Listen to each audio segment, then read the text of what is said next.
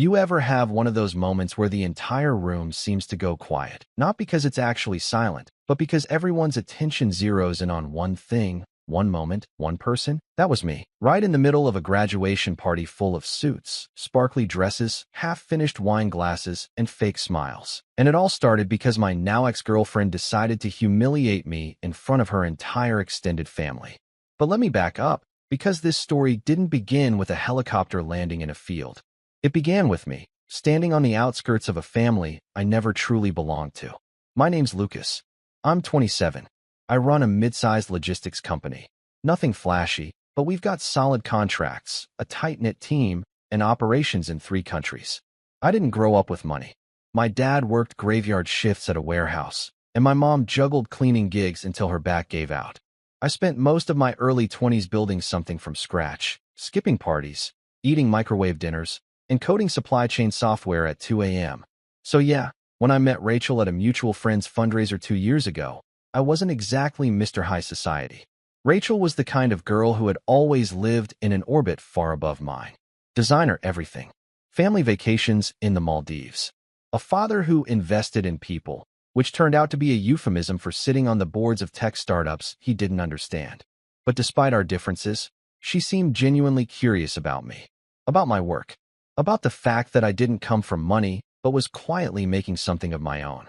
We bonded over long talks, late-night drives, and our shared obsession with obscure documentaries. At least, that's how it felt. The deeper we got, the more I noticed how curated her life was. Her family had this way of smiling without ever really meaning it. Her mom, Vanessa, made pointed comments about my car being economical, and her dad, Gerald, would introduce me at events as Lucas, Rachel's friend who's trying the whole entrepreneur thing. I never corrected him, even when we were officially dating, because I knew the type. He wasn't being ignorant. He was being dismissive.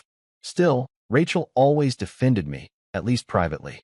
She told me not to take them seriously, that her dad treated every guy like that her mom was just intense. And I believed her, because love makes you ignore red flags until they form a full-blown parade. Fast forward to Rachel's graduation week. She'd just finished her master's in communications, and her parents were throwing her a party at their lake house.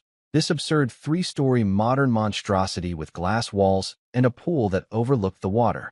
I had reservations about going. I'd been pulling double shifts at the office trying to close a deal with a major distributor and hadn't slept properly in days. But Rachel insisted, said it would mean a lot to her.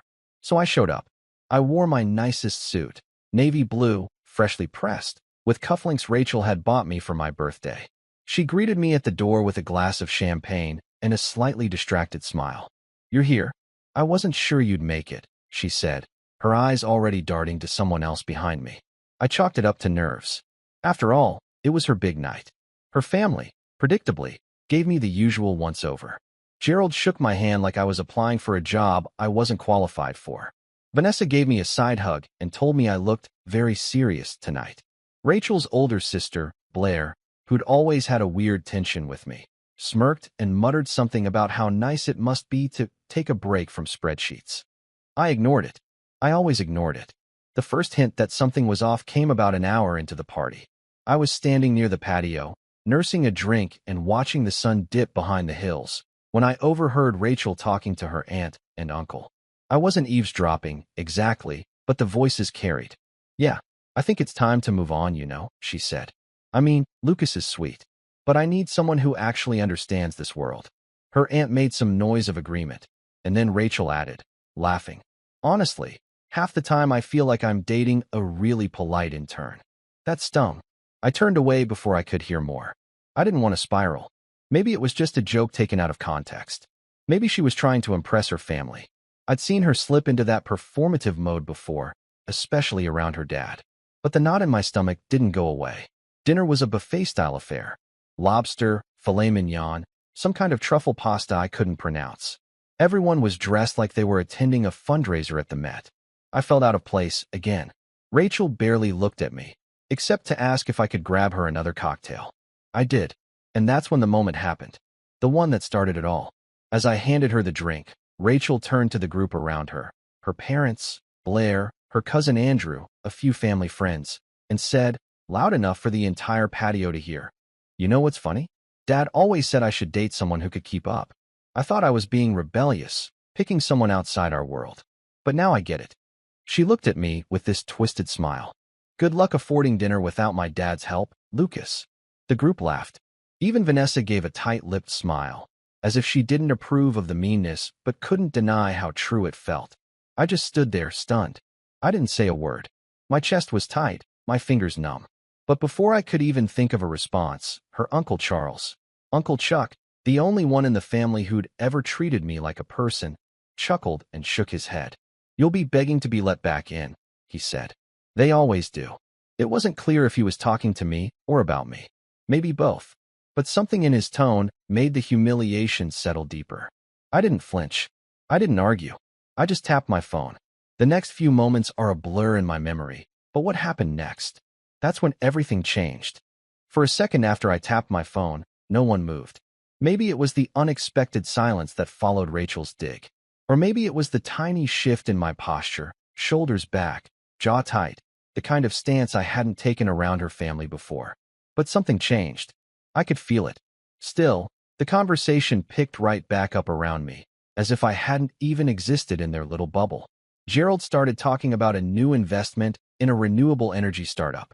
Vanessa complained about the traffic from their Manhattan apartment to the lake house. Rachel slipped away, drink in hand, without even glancing back at me. I stood there for a moment longer, letting the sting of embarrassment dull into something else, cold, steady, and sharp. I wandered toward the edge of the patio, away from the lights and laughter. Just past the pool deck was a gentle slope that led down to an open field where they sometimes held outdoor movie nights in the summer. I remembered once, early in our relationship, Rachel had pulled me down there with a bottle of wine and a picnic blanket, barefoot and laughing. I remember thinking I could see myself marrying her someday. That memory felt like a cruel joke now. I stared out into the darkness, trying to collect myself, when I heard the voices behind me again. Not whispers, exactly, but the kind of quiet that makes it worse because you're not supposed to hear it. He's sweet, Vanessa was saying. But let's be honest, Rachel's finally realizing she needs someone appropriate. You mean someone with an actual pedigree, Blair chimed in. Not some warehouse kid who stumbled into a business. That's not fair, Andrew added, though without much conviction. He seems to be doing all right. Gerald gave a dismissive grunt. Plenty of kids start a company and run it into the ground within 5 years. He doesn't have legacy, no real guidance. Just a matter of time before it folds. It took everything I had not to spin around and call them out on it. But I didn't. I just listened. And something inside me hardened. The worst part wasn't what they said. It was that Rachel didn't defend me. Not once. It was only a few minutes later that she reappeared by my side like nothing had happened. There you are, she said, looping her arm through mine. Come on, we're cutting the cake. I looked at her like I was seeing her for the first time. Like all the pieces had finally clicked into place. Her hand tightened slightly, as if she sensed something had shifted. Lucas, she said, softly this time. I'll be there in a minute, I replied. She hesitated. Is everything okay? I gave her a polite smile. Go enjoy your moment. She lingered for a beat, then left. Back inside, the celebration was in full swing. People clinked champagne glasses and cheered as Gerald made a speech about Rachel's dedication, drive, and future leadership potential. He didn't mention her thesis or the late nights she'd spent writing it. He talked about the internships he had set up, the people he knew, and how Rachel was destined for greatness, if she didn't waste her time with distractions. The word hung in the air like smoke. Distractions. He didn't say my name. He didn't have to. They cut the cake. Rachel posed for photos, laughing on cue, champagne in hand. At some point, Blair made a toast and managed to sneak in another dig. Here's to Rachel, for finally realizing she deserves more. The room laughed. Not everyone, but enough. And still, Rachel didn't say a word. After that, the night unraveled quickly. I made my way to the kitchen to get some air, if not literally, then at least to be alone. I leaned against the marble counter and stared at my reflection in the oven door. My tie was slightly loose, my face pale. I looked tired. Not from the party. From pretending. That's when Uncle Chuck walked in. Chuck wasn't actually Gerald's brother. He was married to Gerald's sister, Aunt Lisa, but he had the easy confidence of someone who didn't care what room he was in. He was ex-military, now retired, and the only one in Rachel's family who ever spoke to me like an equal. "You all right?" he asked, grabbing a beer from the fridge. "Peachy," I said, forcing a smile. He didn't laugh, just cracked open the bottle and took a swig. "They were out of line," he said after a moment. "Especially Rachel." "I'm used to it," I said. Chuck shook his head. "Doesn't mean it's right." We stood there in silence for a bit, the muffled sounds of music and laughter filtering in from the other room. "You know," he added, "I saw that move you pulled earlier. The phone thing. Subtle. But something tells me you're not just standing here licking your wounds." I glanced at him. "I'm not." He nodded once, approvingly. "Good." Before I could say more, Blair appeared in the doorway, her voice like nails on glass. "Lucas, Gerald wants to speak with you before he heads out." I almost said no, but something in me wanted to see it through. I followed her back to the living room, where Gerald stood near the fireplace, drink in hand. Rachel was by his side, her expression unreadable. "Lucas," Gerald said, tone clipped. "I've been meaning to talk to you." I waited. "I think it's time we stop pretending," he began. "You're a nice guy, but Rachel is moving into a different phase of her life now. She's going to be working with real professionals, making real connections. And frankly, your business doesn't really fit that picture."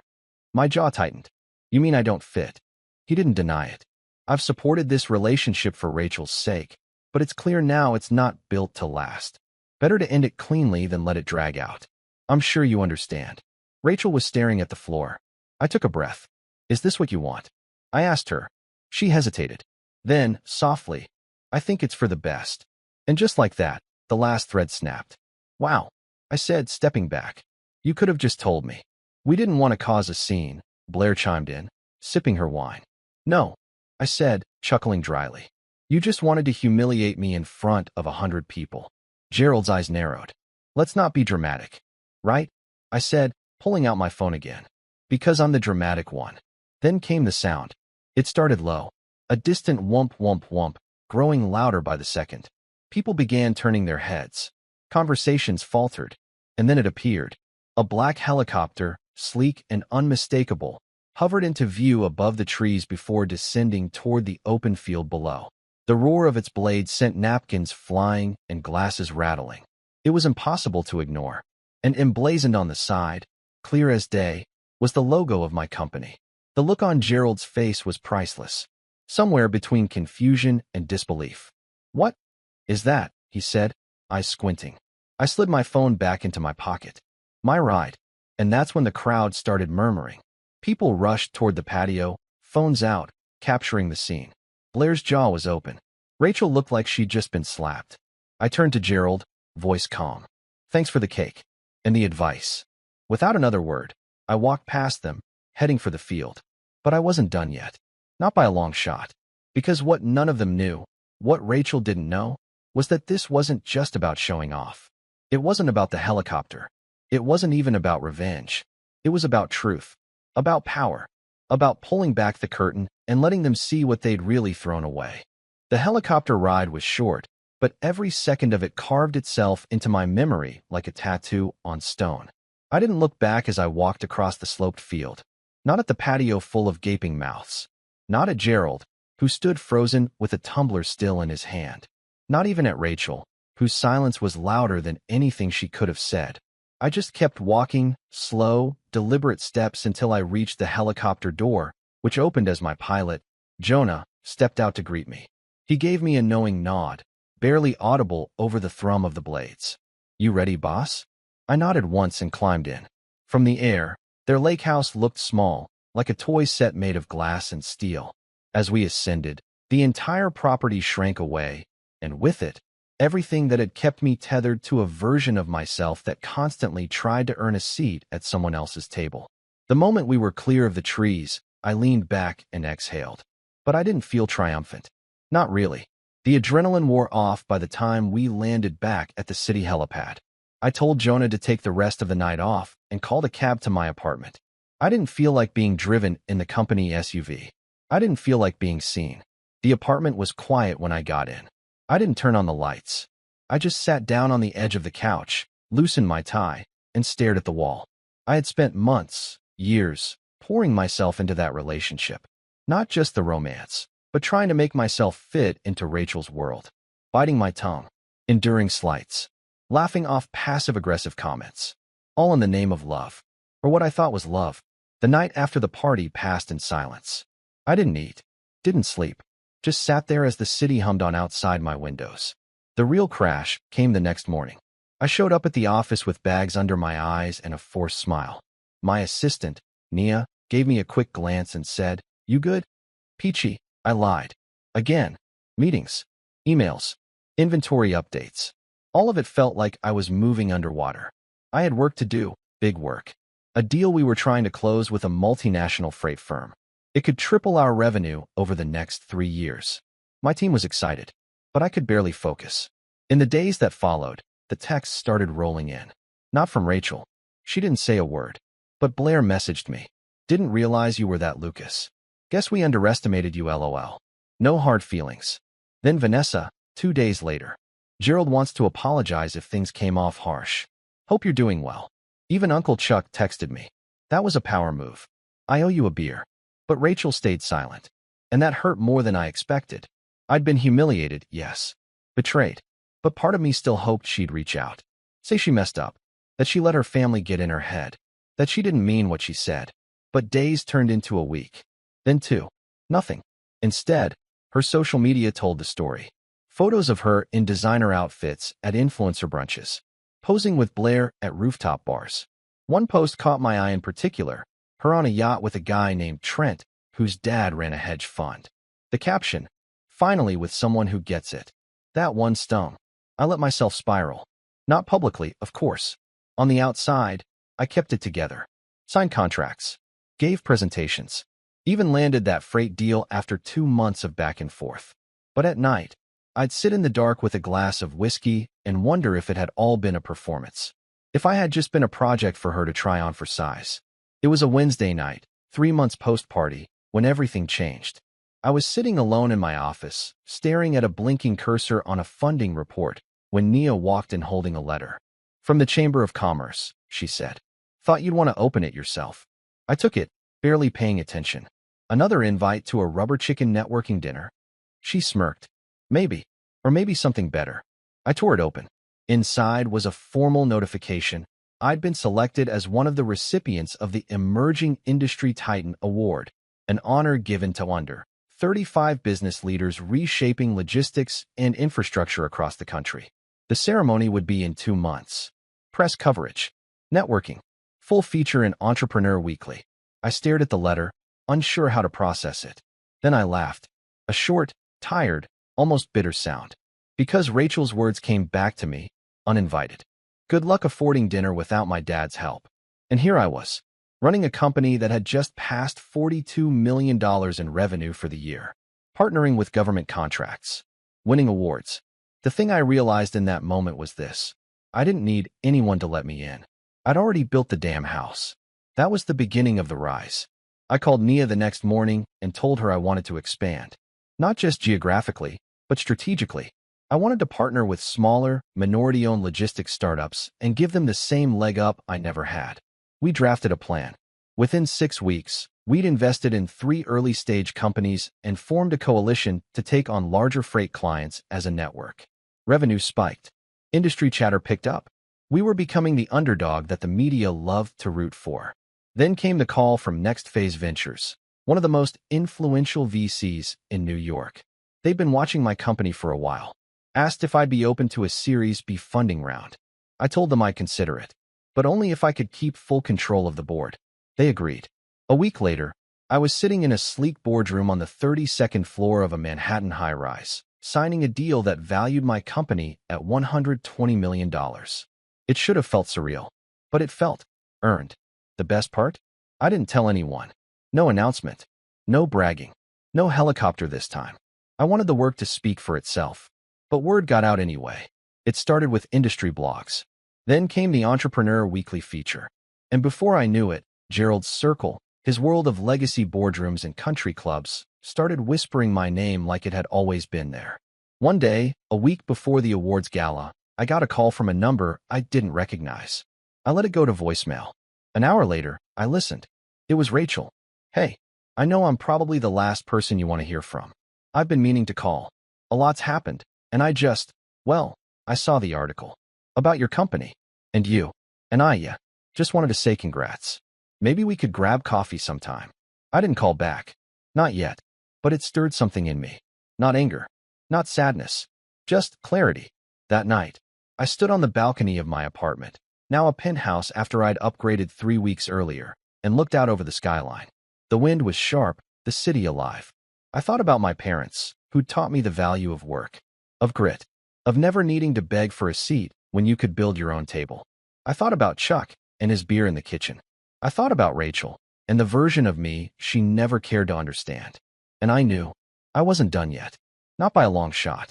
Because the gala was coming, and they were going to be there, not just as guests, but as honorees. Gerald was being recognized with a Lifetime Achievement Award for his work in investor mentorship. Of course he was. And I had a seat, front row, with a microphone, and something very interesting in my pocket. I wasn't planning on revenge, at least not in the beginning. For the first time in years, I was too busy building, growing, living, and doing it all on my terms. There was something so deeply satisfying about seeing my name at the top of headlines that used to ignore me. Lucas Ford, the quiet force disrupting logistics. Lucas Ford's company snags $20 million Series B. Lucas Ford, the guy who turned a helicopter into a middle finger. Okay, that last one wasn't a real headline, but the look on their faces that night, still fresh in my mind.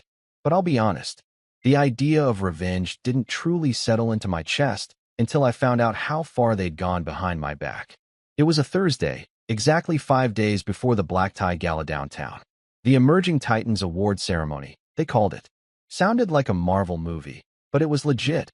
Invite only, covered by business media, held in a ballroom usually reserved for foreign dignitaries and overpriced weddings. I hadn't RSVP'd yet. Part of me didn't want the attention. But then I got a call from Chuck. "Hey, kid," he said, his voice gravelly but upbeat. "Got a minute?" "Always." "You sitting down?" My stomach tensed. "What's up?" Chuck took a long breath. "You remember when I told you that Gerald and his crew like to underestimate people? Turns out they do a little more than just that." "What do you mean?" "I was at the club earlier this week. Gerald didn't see me coming around the corner. He was talking to some guy in real estate about a private equity firm he's launching. Said he was using part of Rachel's trust to start it. Okay, and he said something else. Something about making sure your name doesn't show up in the industry anymore. Said, and I quote, 'I might have let him date my daughter, but I won't let him take over my sandbox.' I leaned back in my office chair, heart thudding quietly. He's trying to block me? Looks like it. Word is, he's calling in favors. Telling old friends and capital firms that the company is just a flash in the pan. That the numbers are bloated, contracts are temporary, yada yada. Said he'd give them better deals if they forgot about you. I didn't say anything. Chuck sighed. "Listen, Lucas, I've seen this guy for 20 years. He doesn't like being outshined. You embarrassed him. Publicly. He's not letting it go." That was the moment something clicked inside me. Not anger. Not fear. Precision. He was playing dirty now.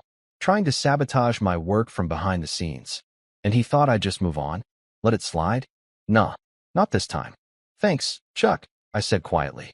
"For the call. You thinking what I think you're thinking?" I smirked. "I'm thinking it's time I RSVP'd to the gala." The setup didn't come all at once.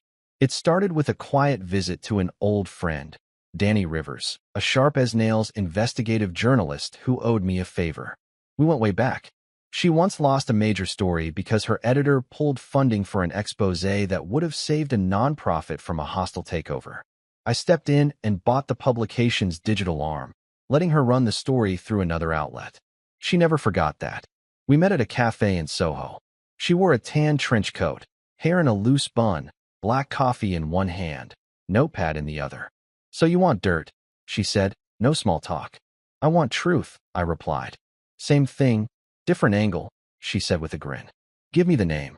"Gerald Lawson." Danny's eyebrow arched. "Rachel's dad. You've done your homework." "Wasn't hard," she muttered, flipping her notebook. "He's been on the city's whisper list for years." "The what?" "List of guys no one touches publicly, but everyone's heard stories about. Self-dealing. Nepotism. Ditching investors before quarterly payouts. He's smart enough not to get caught, Dumb enough to think no one's watching. Then let's watch, I said. She closed her notebook with a snap. Give me 4 days. While Danny got to work, I did something I hadn't done in a long time. I called my mom. She still lived in the same 2-bedroom apartment in Jersey, the one with the creaky radiator and the fridge that hummed like it had a second career in a barbershop quartet. She answered on the 3rd ring. Lucas, she asked, half surprised, half smiling through the phone. Is everything okay? Yeah, Mom, I said. Just wanted to hear your voice. Oh, honey. I could hear her softening, probably wiping her hands on a dish towel. It's been a while. How are things? I told her everything. Not the whole revenge plan, of course, but the split with Rachel, the party, the helicopter, the silence, the new success. She listened, like she always did, with patience and occasional sharp little hums of disapproval at the right moments. You always had this habit, she said finally, of trying to be the bigger person. Is that a bad thing? It's a noble thing, she said. But sometimes being the bigger person just means letting smaller people walk all over you. That stuck with me. After I hung up, I went to my walk-in closet, pulled out the navy blue suit I'd worn to Rachel's party, and dropped it off at a tailor. I told them to alter it. Sharper cut, cleaner lines. No more blending in. No more being the economical boyfriend. By Sunday, Danny called me. You're going to want to sit down, she said. I'm already sitting. Well, stand up and sit back down, because this is good. She dug up records, quiet settlements buried in the footnotes of tax filings, a whistleblower complaint that mysteriously disappeared after a sudden resignation, and an old SEC inquiry that was closed suspiciously fast after a senator's nephew intervened. Danny had files, names, even emails. She wasn't publishing anything yet, but she put it all into a nice, clean, untraceable digital folder. You'll know what to do with this, she said. I did. Monday morning, I called my legal counsel, Tasha, a contract specialist who made sharks look like goldfish. We've got a chessboard, I told her. Time to play. Together, we prepared a limited but very real legal letter, addressed to Gerald, citing potential interest in investigating financial misconduct if defamatory comments about the company continued to circulate. Worded just ambiguously enough to imply we knew. Tasha made sure it came from a prestigious firm, in embossed envelopes, hand-delivered. Not an accusation. A warning shot. Then I sent invitations. Special ones. Through the gala's RSVP system, I purchased 2 extra tables. One for my executive team, and one for media partners and guests. That second table? Reserved for Danny, her camera crew, and 3 up-and-coming tech journalists. People who loved underdog success stories and corporate drama. I knew they wouldn't publish anything immediately, but they'd be watching, listening. I also invited Chuck, and I sent an anonymous ticket to Rachel. No name, just the seat. I didn't know if she'd come, but if she did, I needed her to see who I was without her. By Tuesday, the buzz had already started.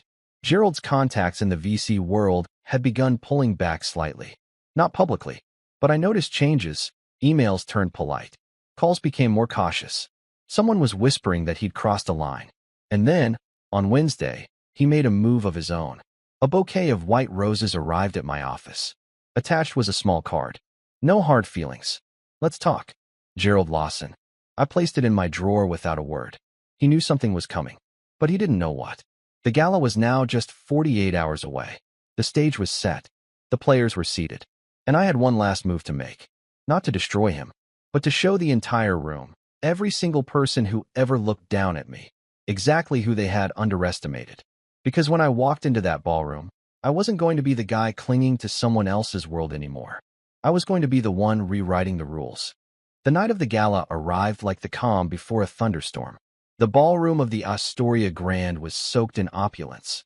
Crystal chandeliers, white marble columns, a carpet so plush it muffled even the click of stiletto heels.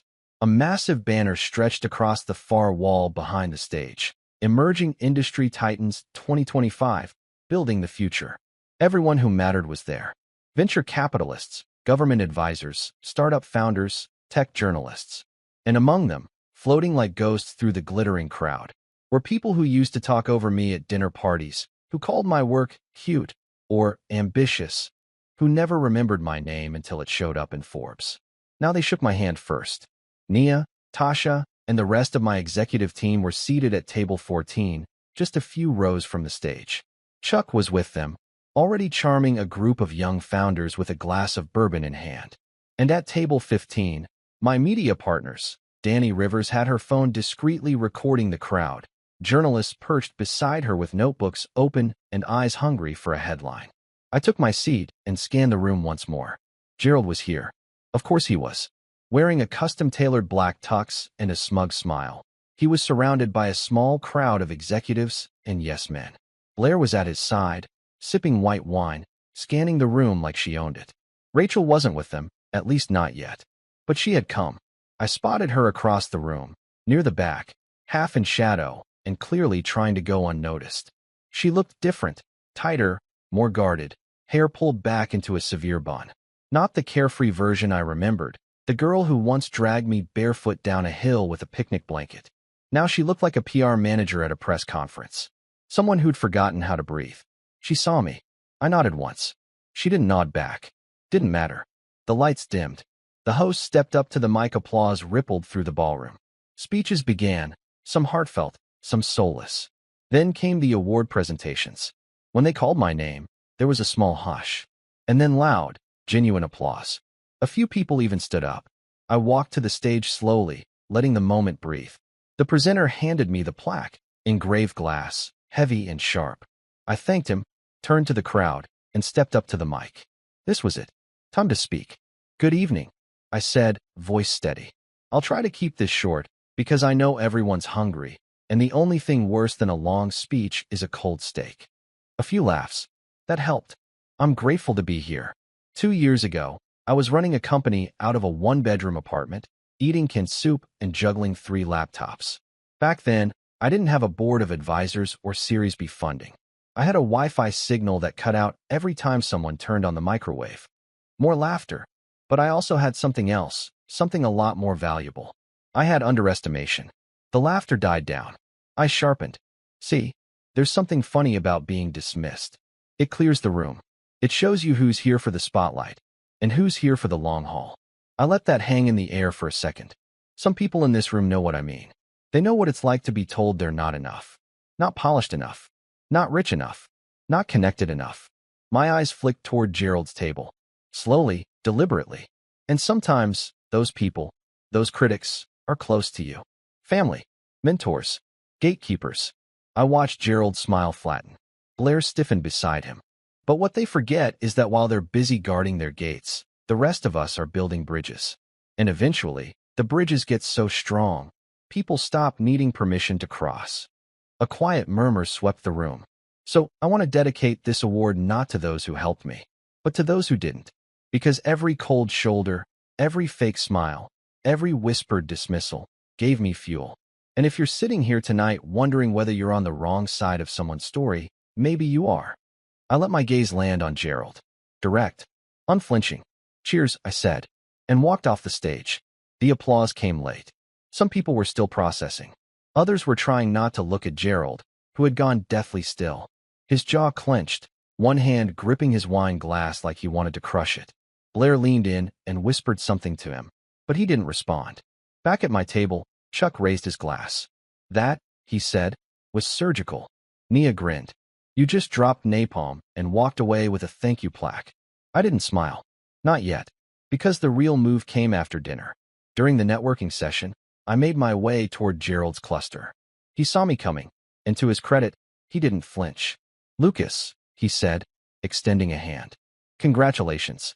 Quite a speech. Thanks, I replied, shaking his hand with a grip just tight enough. I see you brought the family. Blair offered a brittle smile. We always support our own. Interesting, I said. I was under the impression you did the opposite. That shut her up. Gerald raised his glass again, feigning indifference. Water under the bridge. You've clearly made it. No hard feelings. Oh, none, I said smoothly. Though I did hear you were warning some firms off investing in my company. Something about us being a flash in the pan? His smile faltered. I don't know where you. It's fine, I cut in. Really, I just wanted you to know, we're not seeking capital anymore. In fact, we're becoming buyers. He blinked. Excuse me. I know about your little PE firm, I continued. I know it's operating off leveraged assets, including Rachel's trust. I also know your largest commercial property, Lexford Tower, is under a balloon refinance next quarter. I leaned in just slightly. And I already made an offer to your bank. His face went pale. I smiled. Nothing personal, just business. The fallout began 2 weeks later. The offer went through. Lexford Tower, his crown jewel property in Midtown, was now under the company's corporate umbrella. We didn't need the building, but I had plans for it. One floor would house a nonprofit tech incubator. Another? A job training center for first-generation college grads. And Gerald?